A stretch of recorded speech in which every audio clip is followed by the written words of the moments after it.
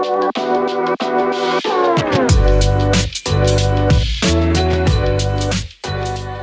everyone, welcome to my first podcast. This is the Fashion by God podcast.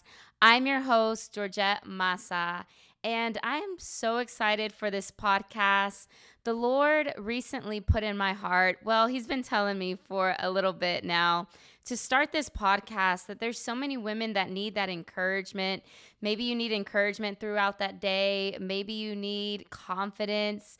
Maybe you're asking God for some questions. And I really believe this podcast is going to bring a lot of confirmation, answers to you. And we're just going to talk about God. We're going to talk about our identity. We're going to talk about what we face and what we go through and how we can conquer it through the Word of God. But if anything, I believe this is going to be a podcast. We're just going to get to know women's stories and what they've gone through, because we each carry a story and we each have a story. And I want to share a little bit about my story and how I started ministry and how I started my walk with God, and a little bit behind the scenes and a little things that I've gone through in my life. So I just want to share how it all began. Many of you that don't know, I am 33 years old. I was born February 25th, 91, and I'm from Lubbock, Texas. I wouldn't say I'm from there. My parents met there, but I was born there. And then we moved to Fort Worth so my parents can go to Bible school. And my story is that a lot of people would ask, hey, Georgette, how did you find your purpose?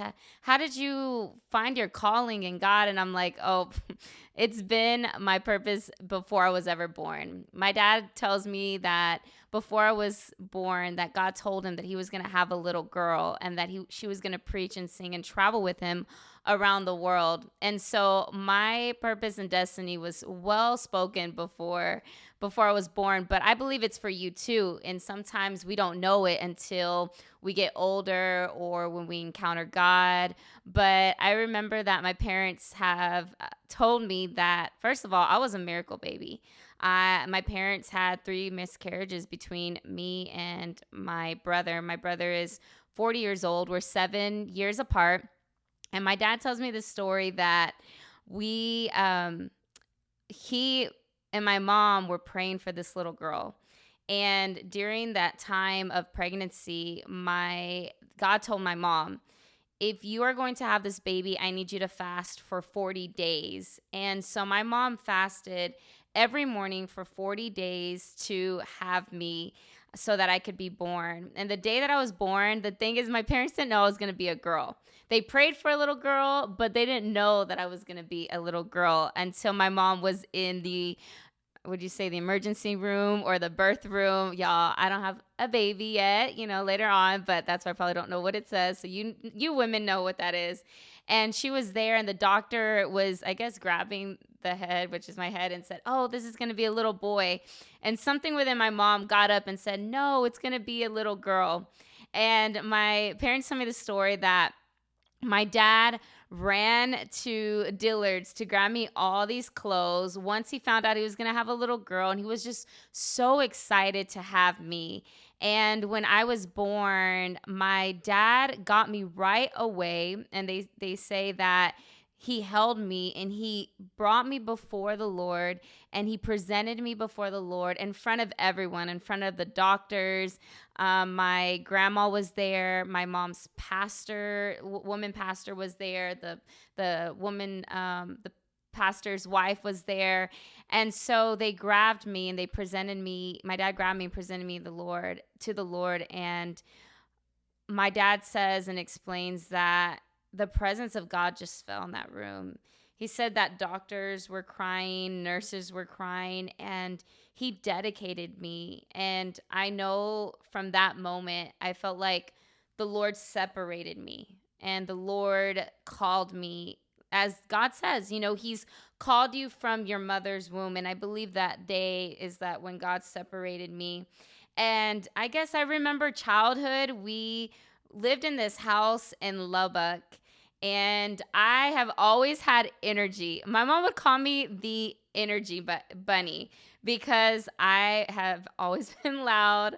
I've always been on the go. I've always been moving. And my mom would always say, I mean, how am I going to deal with this little girl? Like, she's always on the go. If she goes to sleep, do I go to sleep with her or do I clean? So I believe that I've always had this energy and this going personality. And I've always been just not afraid of anything. Like, my dad used to, I remember growing up and we would be in a restaurant and my dad would be like, sing for the waitress, or we're at Walmart, sing, at Walmart. And my dad would always just encourage that joy in me, or that gift in me, and instill that confidence in me. And I'm grateful for my parents both that really saw my passion. I remember taking dance classes and all those things when I was a little girl. But we moved to Fort Worth when I was around 5 years old. Well, we moved to New Mexico for a little bit. And then we moved back to Lubbock. And then we moved to Fort Worth. And from Fort Worth, Texas, that's where my childhood started. I went to a public school. I remember being a little girl and I loved to sing since I was 2 years old. Like, I just remember people would ask me, what do you want to be when you grow up? And I'm like, I'm going to be a Christian singer. But back then, like third grade is when Britney Spears came out. So I wanted to be the pop Christian singer. I remember wanting to like have that mic, and I'm gonna do dance, and I'm gonna sing. I'm gonna be that pop traveling Christian singer. I just remember that. I love Jackie Velasquez. Jackie Velasquez was one of my favorite singers at that time. She wasn't a pop singer, but I loved her a lot. And I remember my mom asking me, do you want to take dance classes? And I'm like, yeah, I would love to take dance classes. So I remember she took me to this studio called Francis Lee Dance Center in Fort Worth, Texas. And I would dance my heart out. I took ballet, I took jazz, I took hip hop, clogging. You're like, clogging, what's that? It's basically tap, but like where you see the Irish people, but I clogged. I was just always on the go. I remember even doing basketball when I was a little girl, just sports, dancing. I mean, anything I could put my hands to, I would do it. And as I took those dance classes, like I truly had favor with the dance teacher. If Micah's listening, we still follow each other. She was my dance teacher. They would call me Little Micah. I was full of energy, and I just had a passion. I believe the Bible says anything that you put your hands to, or it will prosper. And I really believe that anything I just desire to do, God allowed me to flourish in it. And I remember when I was 10 years old, my dad would travel. And I remember traveling with my dad and my parents doing ministry. Every like June and July, we would travel. I wouldn't travel much during the weeks because I went to a public school. So, my parents made sure I was in school and everything. But during the summers, I love to travel down the summers. Basically, if you're from South Texas or the Valley, we used to go there every July, and a church called Heavenly Splendor. Oh my God, I could not wait to go. But any church that we would be, I remember dancing, and my dad, before he preached, I would do like a dance hip hop, and then I would put the mic down, and then I would sing. So one time I remember, just side note, I just remember one time I was like 9 or 10, and we were in Victoria, I believe.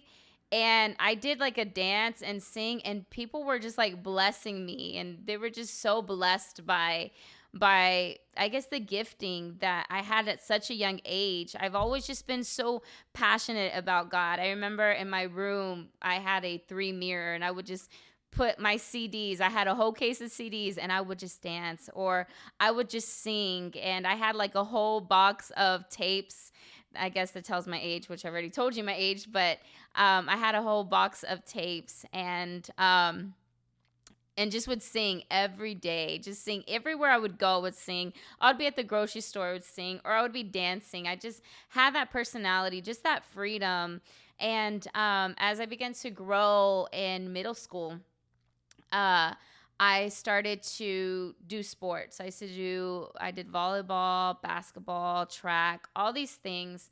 And I began to do sports, and hung out with my friends, just really enjoyed life, living life, until I remember my brother once told me, and he said this, he said, just know that one day your friends are going to be like drinking and partying, and just be ready for that. And I was so kind of like, I was sheltered to a point, that I didn't realize that that was going to be the truth in my life, that my friends were going to start doing things that my parents told me not to do, or things that that were against my convictions and things like that. So I remember in middle school, I would hang out with my friends. I think that was the time when I started to really like put my focus on boys.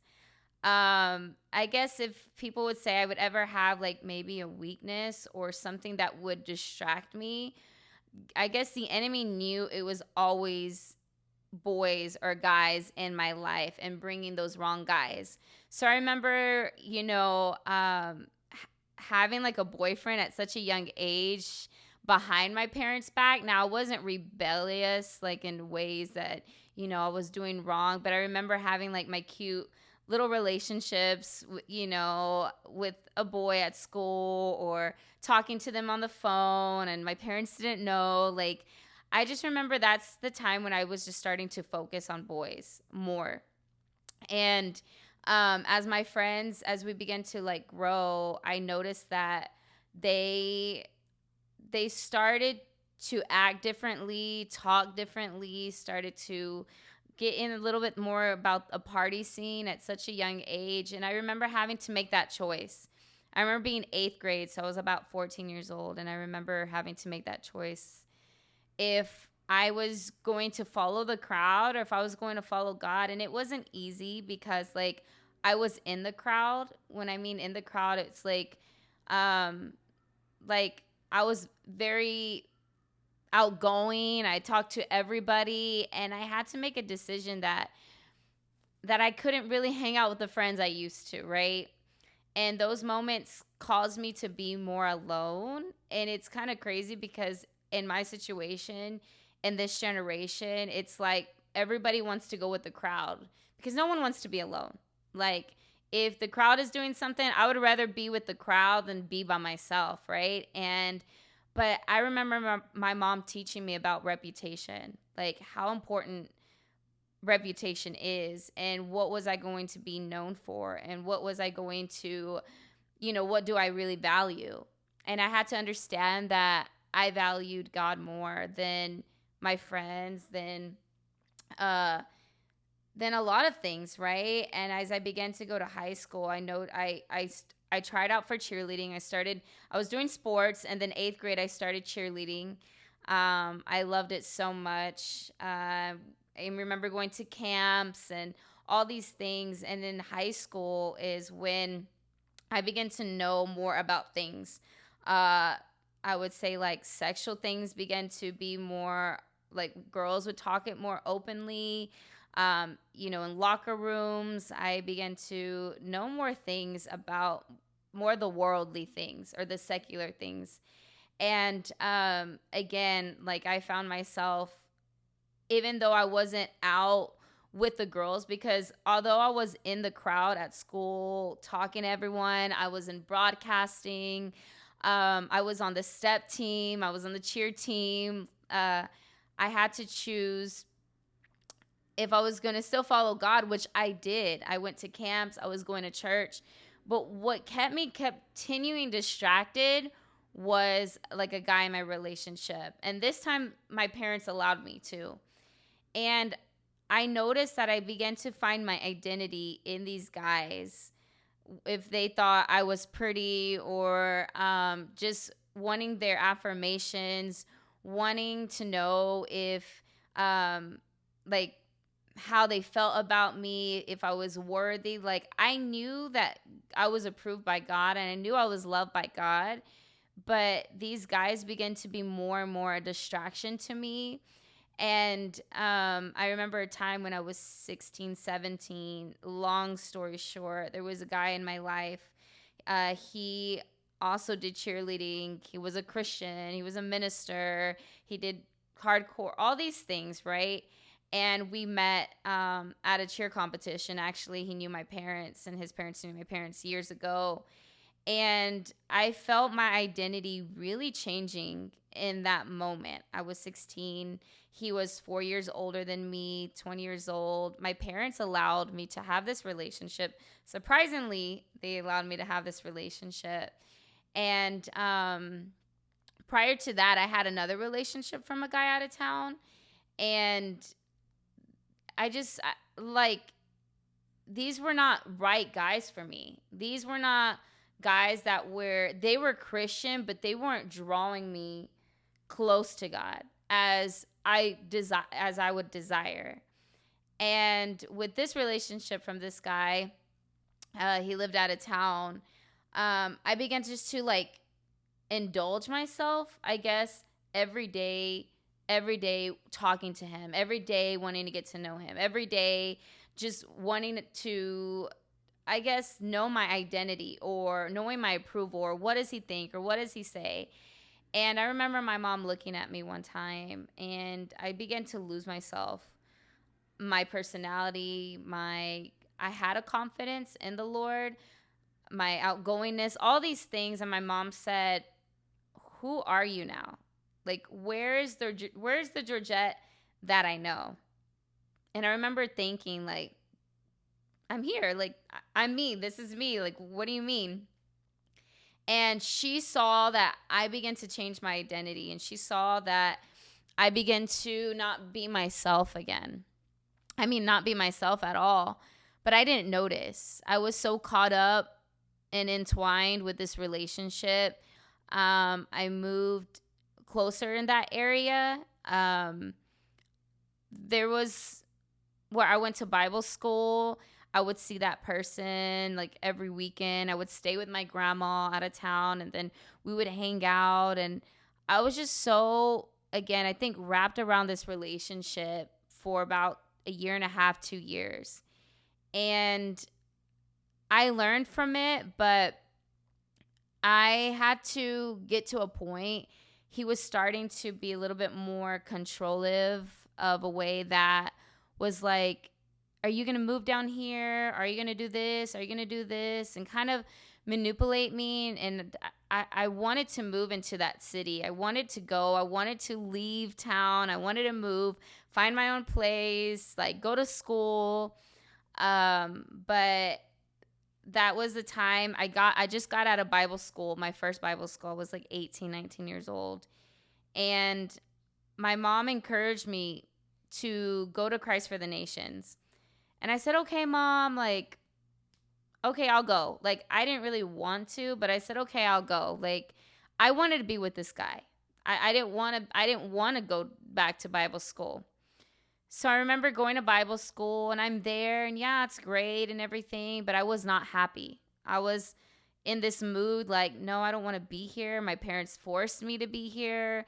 I want to be with this guy, not live with him, but I'm going to find my apartment. I'm going to go and all these things. And this was like my time that I was like wanting to truly like rebel and be like, I'm good. Like, this is my life. And like, I don't want anything else. I'm in love with this guy. I'm going to get married with this guy, all these things.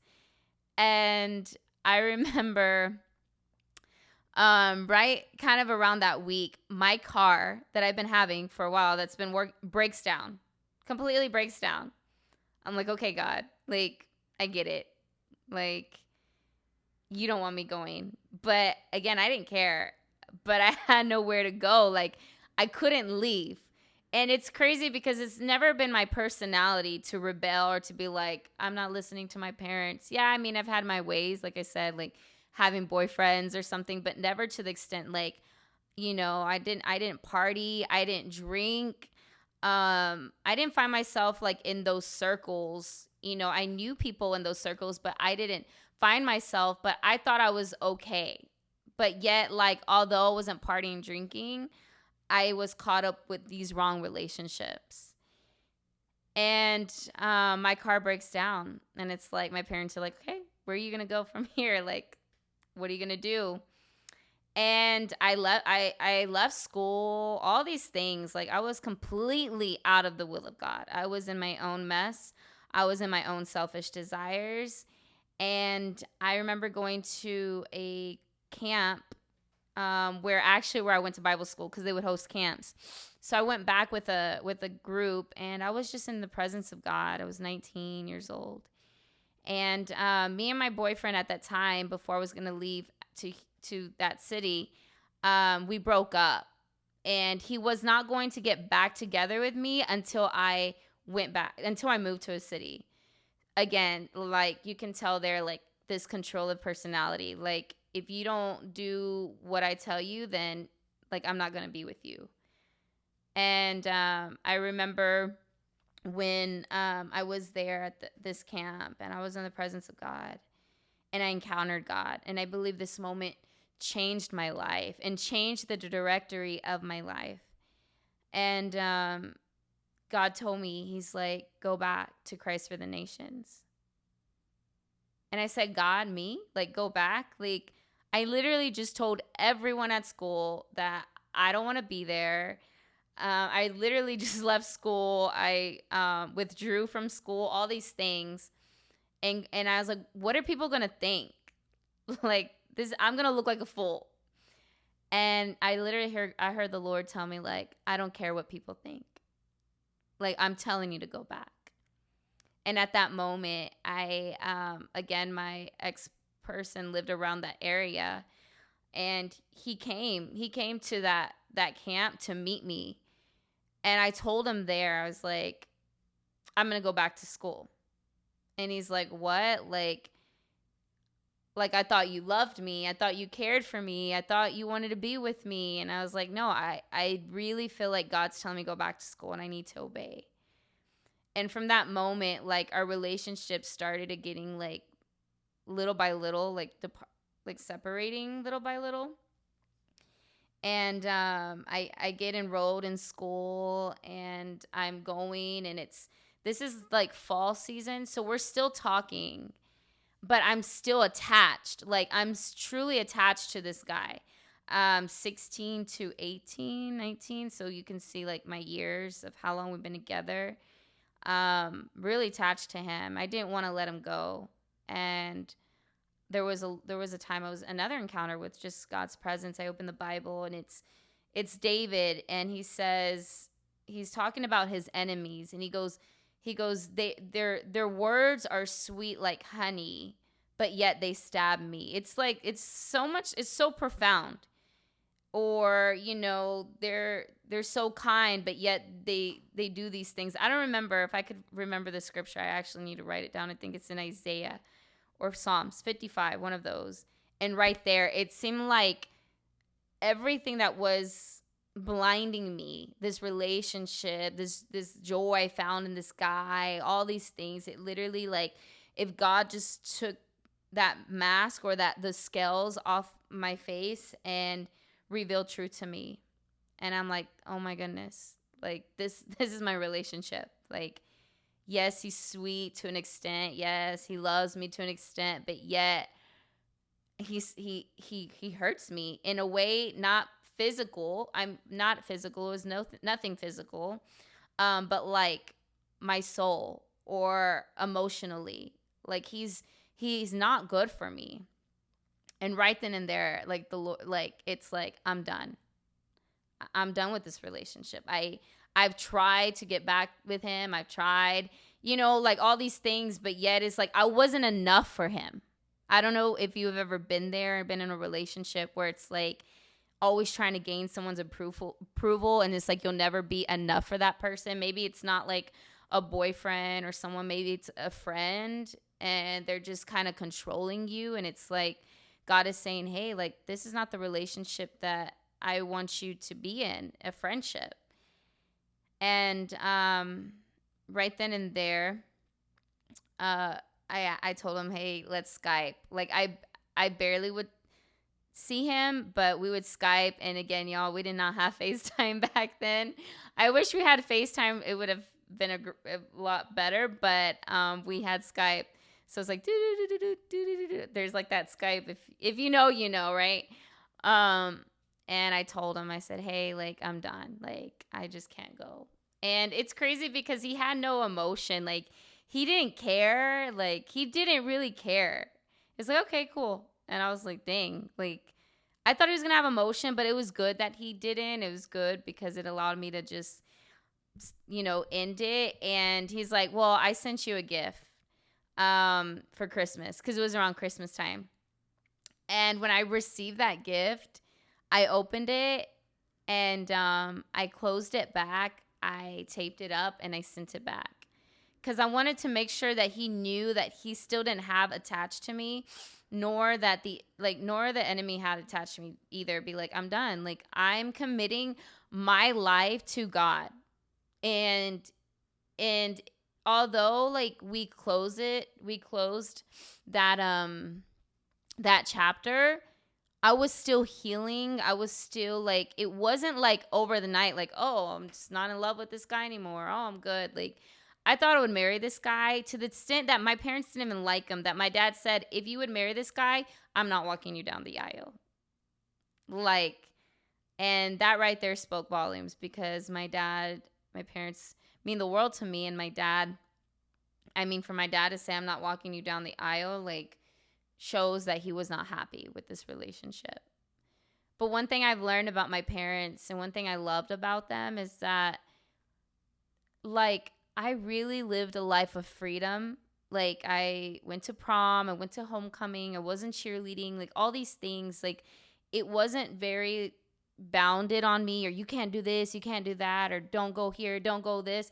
Literally, I think what was a blessing in my life and the reason why I feel like I've had this confidence to an extent is because I was really close to my parents, and my parents would allow me to talk to them, come to them. They wouldn't judge me. They would pray with me. They would give me wisdom. And they really instilled the fear of God in my life. And that's what I'm grateful for. I'm grateful for that because there's parents like, you can't. And then people just go off and like, they just want to like sin and do all these things and drink and party and go out. Like, but my parents didn't do that. And and they never forced a ministry on me. I just loved ministering. I mean, like singing for the church. And I would sing in like praise and worship as a little kid. I preached when I was 11 years old. Like, I grew up in the church, but I think it was the guys that the enemy knew that if I would get in a wrong relationship or if I would be distracted, it could really rob the call of God on my life. And that's what the enemy tried to do. And so I remember my parents instilling the fear of God. And I believe because of the fear of God in my life is what allowed me not to make certain choices in my life, because I feared the Lord more than people. And it was tough, not hanging out with the friends I did or being in the crowd. But I'm glad that God protected me. Although I was in these wrong relationships, God still protected me through the midst of all. And so I remember going back to Christ for the Nations, meeting new friends, like learning about God, seeking his presence. I remember trying out for the worship team, and I didn't make it. And I wanted to like get on the team so bad because I loved to sing. But I remember it was not God's timing for me. And I remember because I didn't make it, like we would have worship from 8 to 8:45 every morning. And I just remember like just being in God's presence. And that was the moment when God would just speak to me and download it. Like I have things written in those moments. And I began to build new friendships, relationships. I wasn't in a relationship. Though I'm in like this, okay, girls, like if you're a Christian girl in a Christian school, like you're praying for a Christian husband, right? Like I'm going to meet my husband here. Like they're on fire for the Lord. Like where are they? There'd be some like cute ones there at school. And I was just, but there was no one to date. Like no one would try to talk to me. I'm like, this is not fair. Like it's crazy because yes, I was in God's presence, but yet like I still had that issue in a way of like that issue of wanting a husband or wanting a boyfriend or wanting a guy in my life. I felt throughout time I just did not like to be alone. I wanted to be around somebody or hang out with somebody. But I didn't. I had good friends and everything. Never found anyone there. And I'm like, God, like why? And so I'm like, okay. So I'm around 22 years old. 21, 22. And I'm in my last year of the pastoral. I took a pastoral degree. Um, and this was the time when my mom left. My parents were married for 30 years. Like they had such a beautiful marriage. My mom loved the Lord. My parents loved the Lord. Like it just caught me and my dad by surprise.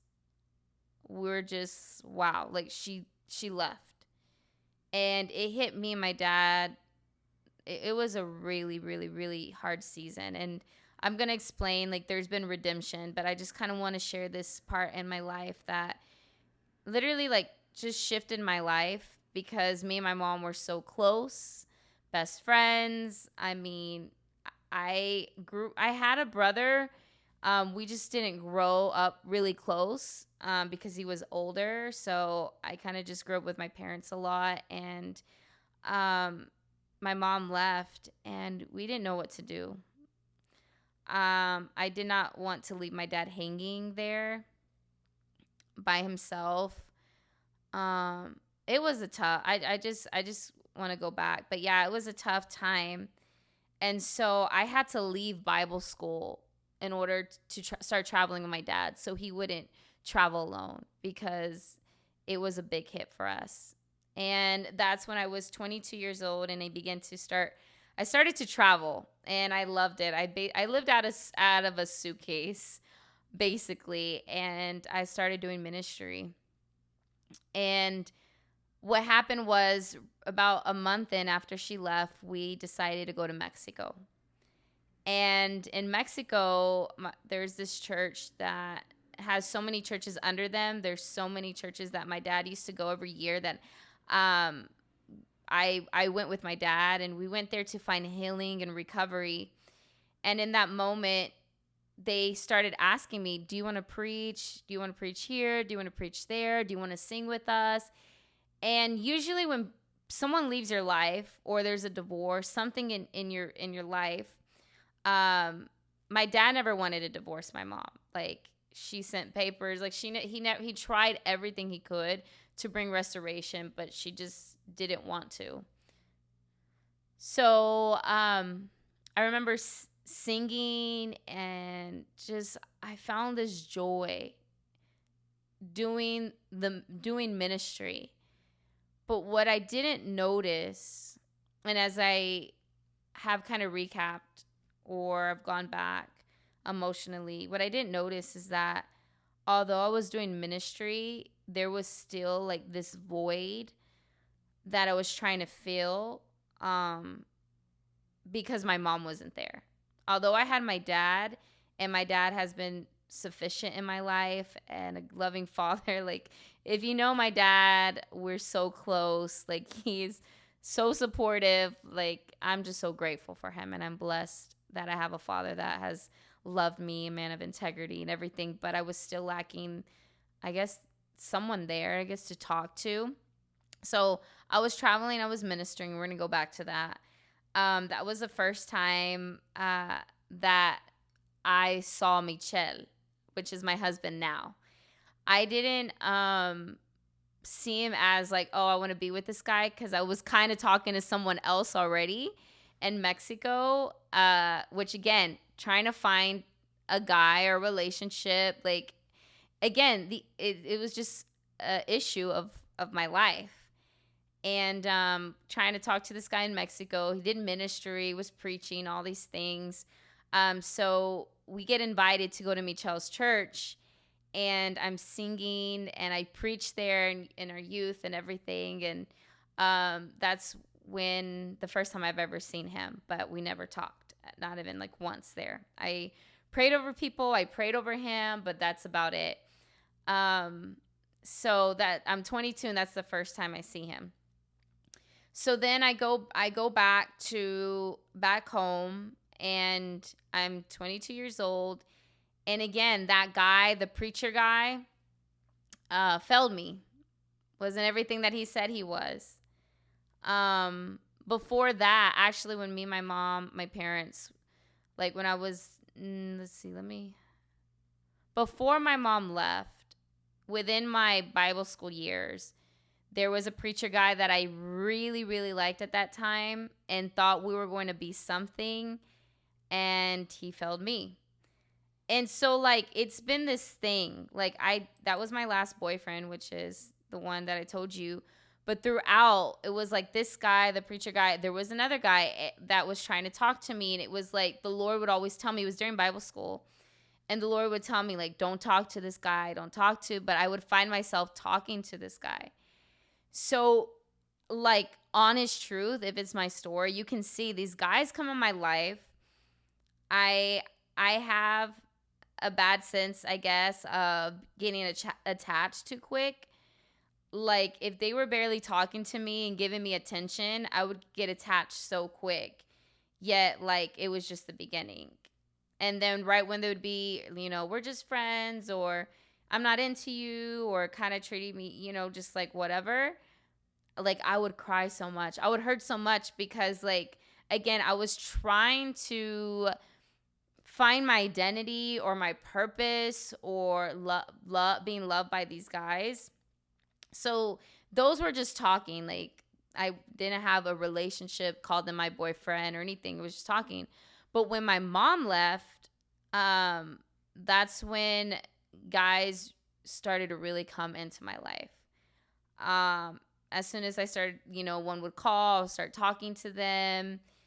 And again, not what they say they are. They were Christian, but they were not. They were Christian, but they were not men of God. And I want to give y'all women that are not in a relationship the difference. Everyone's Christian, which is great. We should all be Christian. I'm a Christian. You're a Christian. I hope you're a Christian. If you're not, I want you to know Jesus. But when you say someone is a woman of God or a man of God, that is so different. The reason why it's different, it's because a man or woman of God, they are the ones that fear the Lord. They're the ones that obey the Lord. They're the ones that are humble. They're the ones that have the fruits of the Spirit. And some of these guys that were Christian were not true men of God.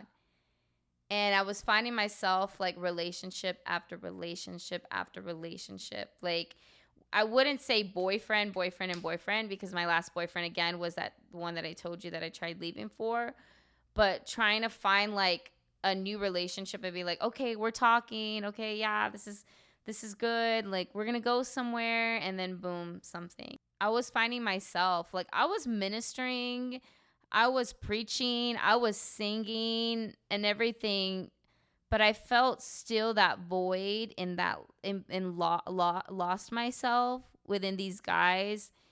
And so it made me feel so down when, like, a relationship wouldn't go through.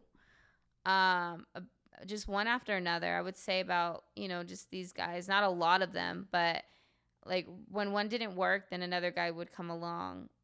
And my dad would see me, like, cry, putting my hope, my desire into these guys and them failing me. So I finally got to the point that I was just, like, tired. Like, what am I doing? Like, why do I keep trying to fill this void in my life with these guys that only Jesus can meet?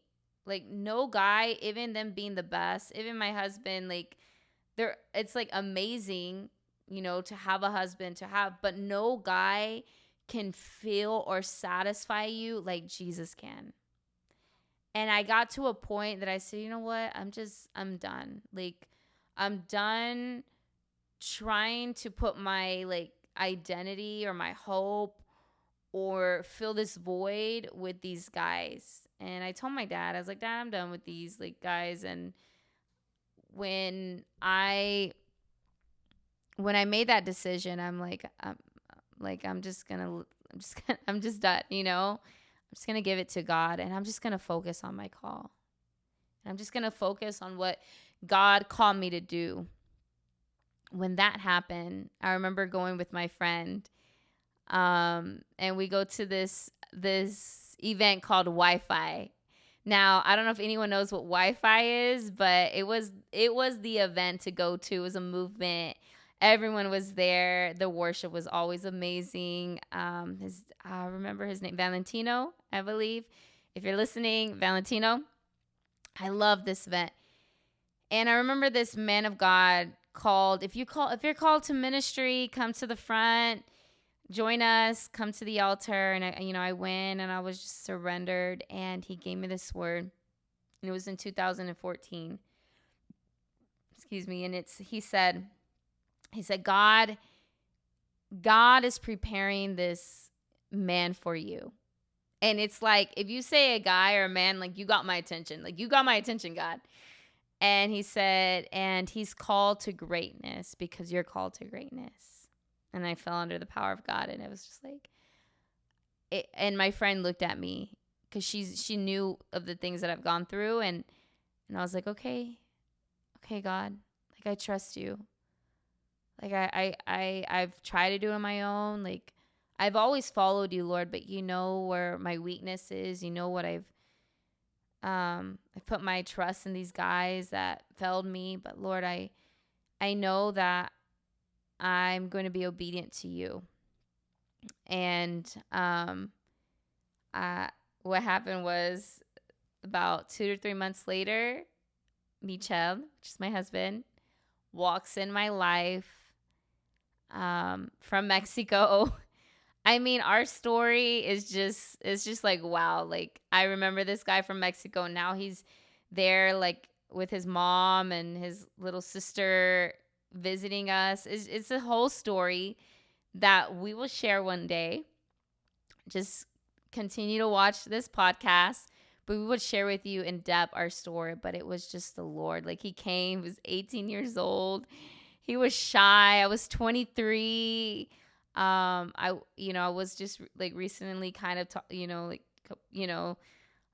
maybe in the beginning or the end of that year, in a relationship. We're just talking to this guy, but now Michel shows up, and I'm just like, this guy's a cutie, like, I'm 23 years old. And I loved it because I could tell my dad, like, me and my dad have that relationship. I'm like, Dad, this guy is handsome. Dad, He's like, I know. Like, I was like, okay. But we started hanging out, and through that, I mean, we got a relationship. We entered a relationship so quick. And that's maybe another time I can share that story, and waiting on the Lord and God's timing into getting married. And if you don't know, or if you don't know me, I got married in December 9th, after 9 years. We'll share that story because a lot of people wonder, like, okay, 9 years, it took a long time, but in its own time, I'll share a little bit more. But we got married, and I love marriage. And through that time and that process, it's like we grew together. He encouraged me. He supported me. He challenged me. Michel, this is who I'm talking about. I went back God called me to go, my mom left everything, traveling, all those things. And then the Lord called me to go to the King's University. And I said, really, Lord? Like, go back to school? Like, I already went to Texas Bible Institute. Shout out to Texas Bible Institute. I already went to Christ for the Nations. Shout out to Christ for the Nations. And I said, you want me to go back to school, Lord? I'm already done with school. Like, again, like, it's like God has always challenged me out of my comfort zone and pulled me more. And I think, although I've had my mistakes, I've noticed that, like, I've always had a heart to obey God in the midst.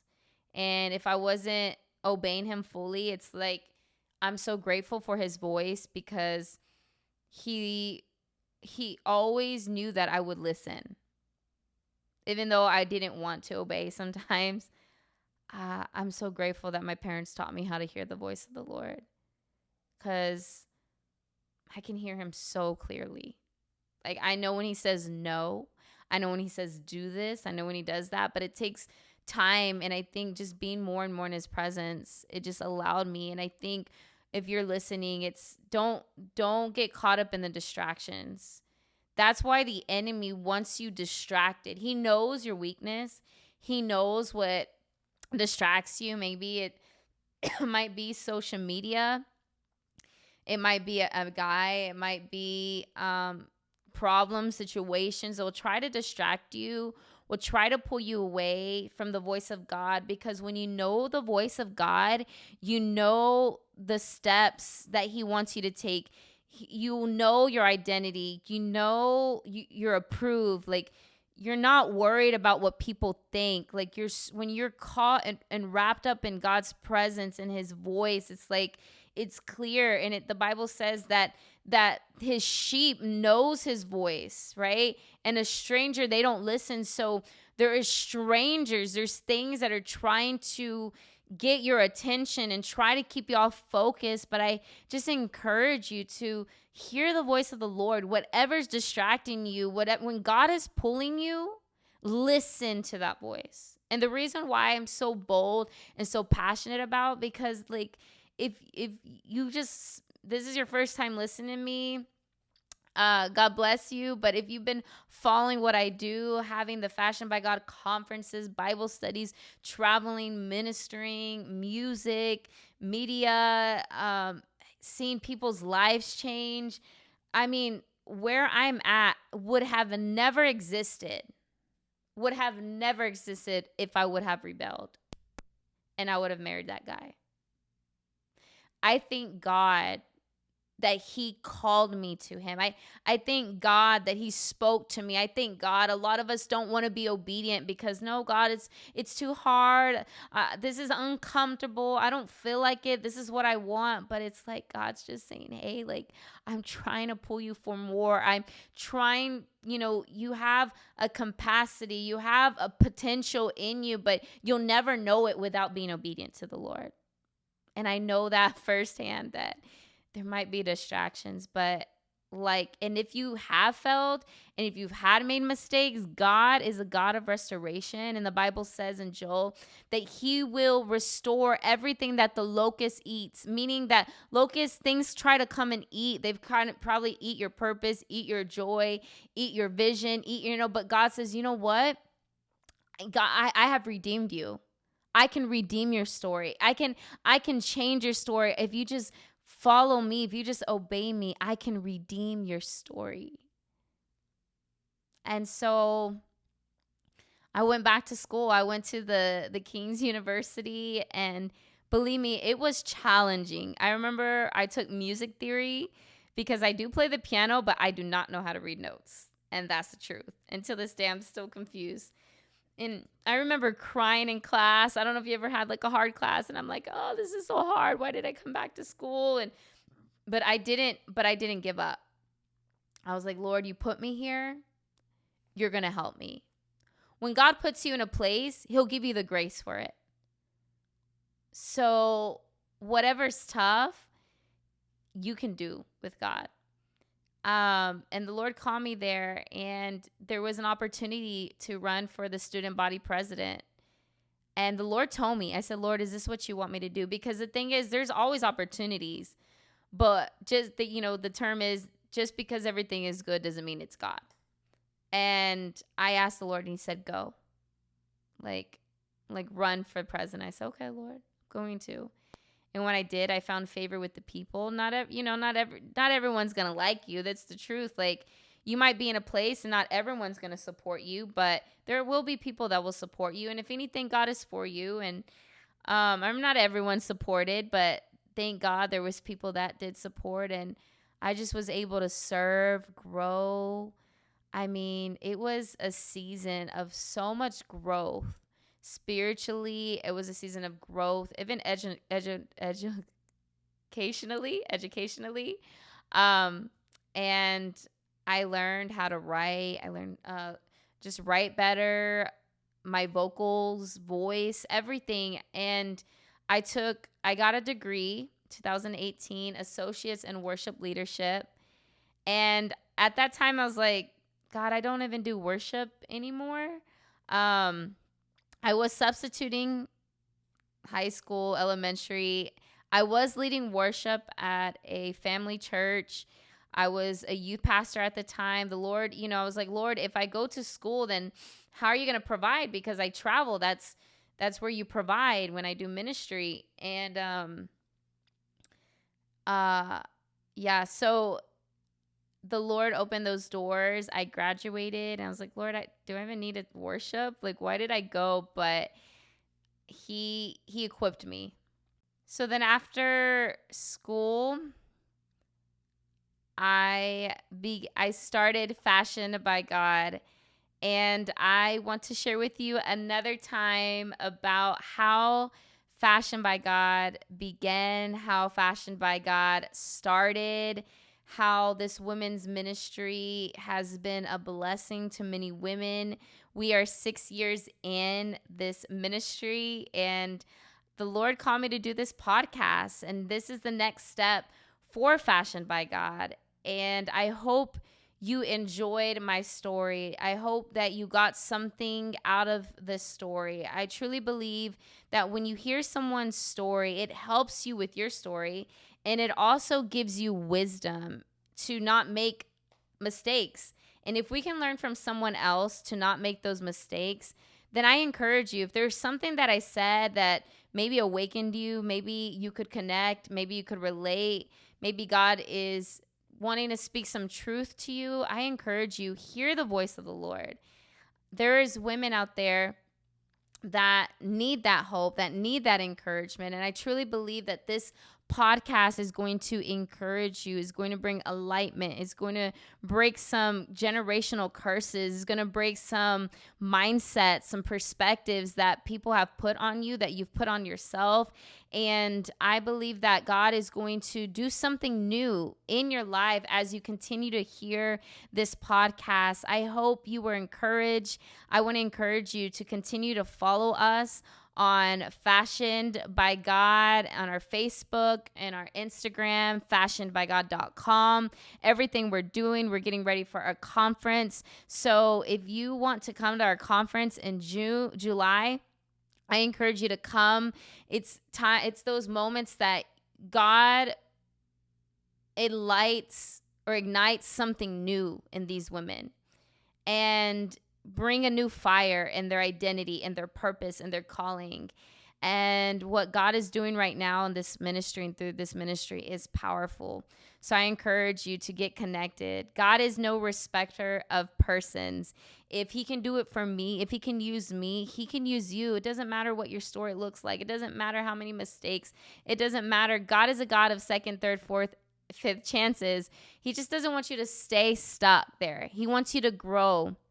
The Bible says from glory to glory and faith to faith. So I encourage you, make sure you're following us, subscribe on YouTube, continue to follow the podcast. If you enjoy this, share to your friends. Let other women know. Let your friends know, your family members know what we're doing. And we will see you next time on the Fashioned by God podcast. God bless.